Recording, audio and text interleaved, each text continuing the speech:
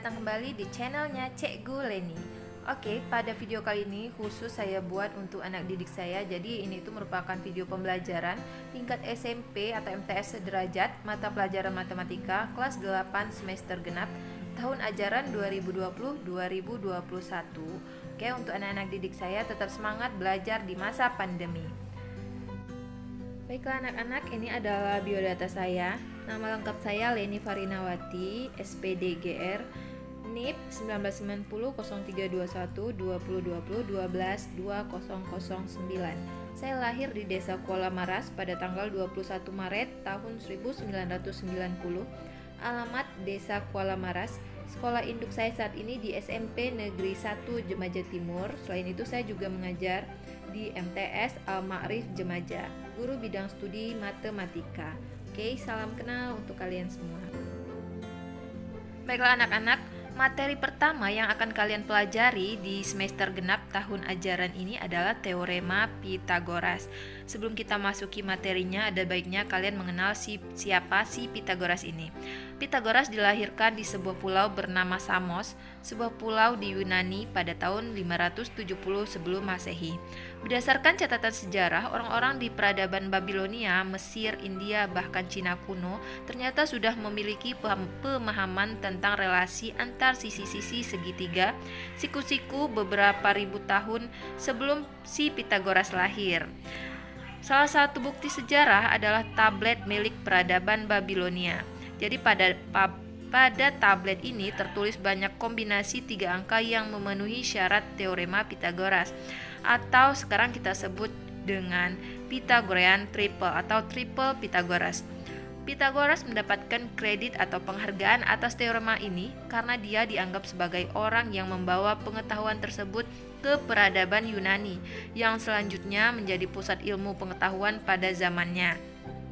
Pitagoras juga diusung sebagai yang pertama kali berhasil mendokumentasikan serta membuktikan teorema ini secara sistematis. Jadi si Pitagoras ini bukan orang yang menemukan, tetapi dia orang pertama yang telah membuktikan teorema Pitagoras ini.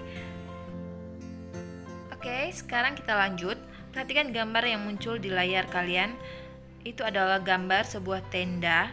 Nah, untuk mendirikan sebuah tenda diperlukan tiang. Tingginya 2 meter. Lalu, tiang tersebut perlu diikatkan pada patok agar berdiri tegap. Jika jarak patok dari tiang adalah 1 meter, maka berapa panjang tali yang diperlukan untuk mengikat tiang ke patok tersebut. Jadi untuk mendirikan sebuah tenda kita perlu tali untuk diikatkan ke patok agar tendanya berdiri. Nah, untuk menyelesaikan masalah ini kita akan menggunakan teorema Pitagoras. Jadi mari kita lanjut mengenal materi teorema Pitagoras lebih dalam.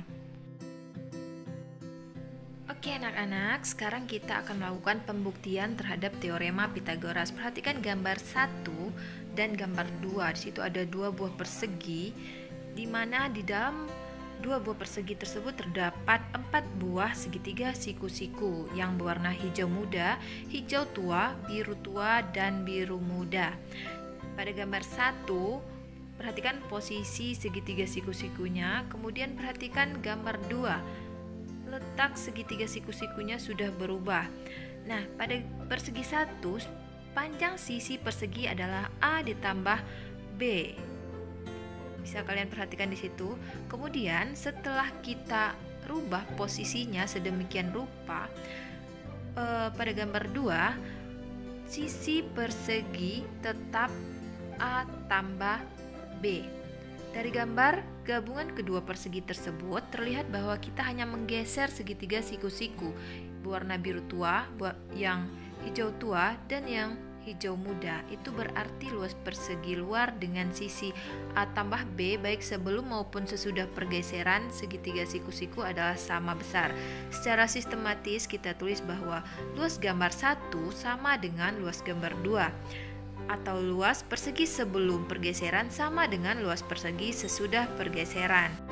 Lalu perhatikan gambar 1. Dalam gambar 1 tersebut terdapat sebuah persegi di mana panjang sisinya adalah C, kemudian luasnya adalah C kali C. Kita dapatkan C kuadrat.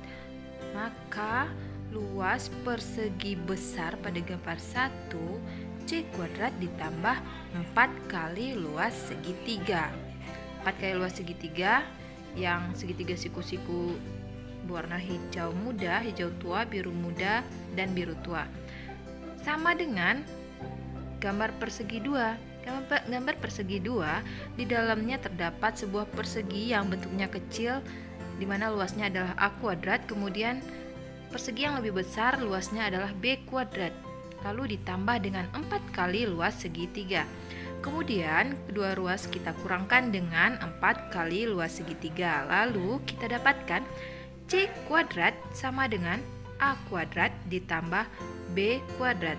Sekarang anak-anak perhatikan lagi C kuadrat, perhatikan pada gambar 1. C adalah sisi miring untuk segitiga siku-siku.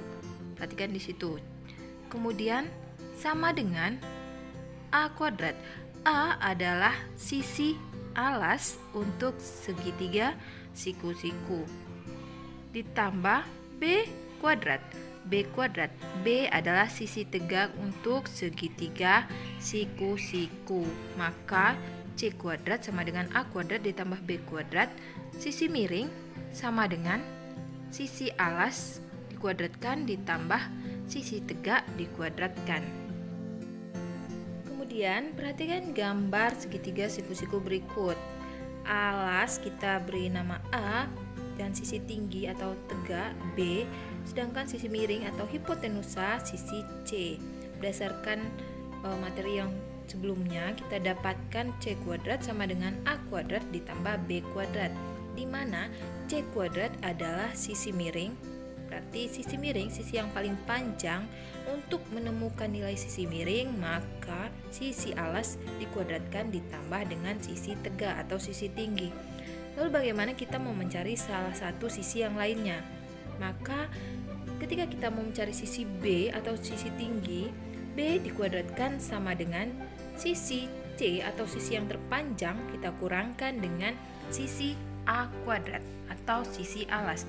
Kemudian jika kita mau menemukan nilai alas atau A, maka A kuadrat sama dengan sisi yang terpanjang siapa di situ? Sisi C kuadrat dikurangkan dengan sisi yang telah diketahui lagi B kuadrat. Maka kita dapatkan bunyi teorema Pitagoras adalah kuadrat sisi miring sama dengan jumlah kuadrat kedua sisi lainnya. Di sini tidak hanya untuk A, B, C, untuk huruf apapun yang menjadi simbol pada segitiga siku-siku tersebut. Maka yang harus kalian pahami adalah bunyi dari teorema Pitagoras tersebut, yaitu kuadrat sisi miring sama dengan jumlah kedua kuadrat sisi lainnya. Dalam hal ini adalah C kuadrat tambah A kuadrat ditambah B kuadrat. Lalu kita masuk ke contoh soal 1. Di situ ada gambar sebuah segitiga siku-siku di mana sisi miring adalah sisi AC, sisi alas BC, sisi tegak atau sisi tingginya adalah AB. Di situ terlihat bahwa panjang sisi alas adalah 3 cm, panjang sisi tegak adalah 4 cm. Yang ditanya adalah sisi miring atau sisi AC. Maka penyelesaiannya adalah AC kuadrat sama dengan sisi alasnya BC kuadrat ditambah BA kuadrat. Kemudian AC kuadrat sama dengan sisi alas 3 kuadrat ditambah sisi tegak 4 kuadrat. Lanjut, AC kuadrat sama dengan sisi alas kita kuadratkan 3 dikali 3 yaitu 9 ditambah sisi tegak 4 kali 4 atau 4 kuadrat yaitu 16. AC kuadrat sama dengan 25 dari 9 ditambah 16. Kemudian AC sama dengan, nah kalau tadi nilainya masih AC kuadrat, sekarang kita mau menemukan nilai AC atau panjang sisi miring. Dari kuadrat, dari nilai kuadrat kita akarkan, jadi AC sama dengan akar kuadrat dari 25. Maka kita dapatkan AC sama dengan 5. maka panjang sisi miring AC adalah 5 cm. Lanjut pada soal nomor 2. Baiklah anak-anak, untuk contoh soal nomor 2, di situ ada sebuah segitiga siku-siku DEF, di mana panjang sisi EF adalah 9 cm, panjang sisi DF atau sisi miring adalah 15 cm. Yang ditanya adalah sisi DE atau sisi tegak. Perhatikan di situ gambarnya. Kita buat dulu rumus awalnya atau rumus untuk mencari sisi miring. DF kuadrat sama dengan panjang sisi alasnya EF kuadrat ditambah sisi tegak DE kuadrat. Kemudian yang mau kita cari adalah DE kuadrat. DE kuadrat sama dengan sisi terpanjang kita kurangkan dengan sisi pendek.